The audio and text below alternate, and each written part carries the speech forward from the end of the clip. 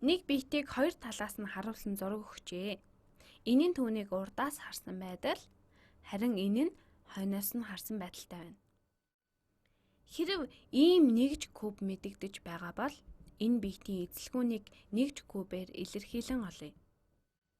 Хамтдаа бодож эхлэхээс өмнө бичлэгээ төр зогсоогоод өөрөө хийж үзхийг зөвлөж байна.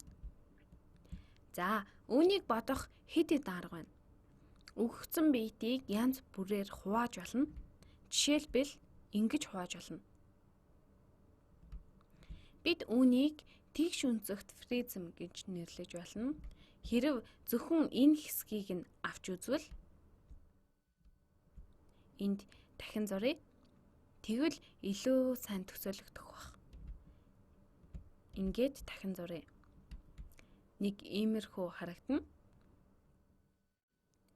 Үүний хэмжээсүүд нь хэдвэ? Өргөн нь 4 нэгж, өндөр нь 2 нэгж, урт нь 4 нэгж. Ийм байна. Энэ шар хэсгийн эзэлгүүн нь хэдвэ?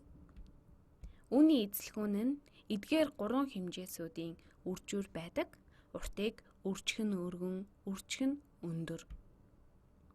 Иймд эзэлгүүн нь өгсөн уртыг үржих нь өгсөн өргөн, үржих нь энэ өндөр болно. 4 4 16 2-оор үржүүлвэл 32. Бид хараахан бүрэн хийж дуусаагүй байна. Учир нь энэ зөвхөн энэ шар хэсгийн л эзэлгүүн шүү дээ.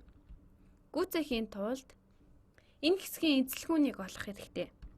Энэ нь куб хэлбэртэй биет байна. Дахиад тусдан зурвал за нэг ийм болж байна. Ингэж харагдана. Үүний хэмжээсүүд нь хэдвэ? Урт нь 2, өндөр нь 2, өргөн нь 1 байна. Ингээд эзэлгүүн нь урт, өргөн, өндрийн үржүүр буюу 4 болж байна. Өөрөөр хэлбэл энэ биетэд 1, 2, 3, 4 нэгж куб байна. Одоо нийт эзэлгүүнийг олбол 32 дээр нэмэх нь 4 тэнцүү 36. Мэдээж үүнийг бодох өөр олон арга байгаа. Жишээ нь зөвхөн энэ цэнхэр хэсгийн эзэлгүүнийг олоход хангалттай байж болно. Учир нь улаан хэсгийн эзэлгүүн нь цэнхрийн хэсгийнхтэй тэнцүү байна. Тэгвэл цэнхэр хэсгийг харъя. Өндөр нь 1 байна. Иймд шууд хэдэн нэгж куб байгааг тоолоод олцгож болно. Шууд тоолол үзье. 1, 2, 3, 4, 5, 6, 7, 8, 9, 10, 11, 12, 13, 14, 15, 16, 17, 18. Цэнхэр хэсэгт 18 нэгж куб байна. Улаан хэсэгт мөн 18 нэгж куб байгаа гэсэн үг.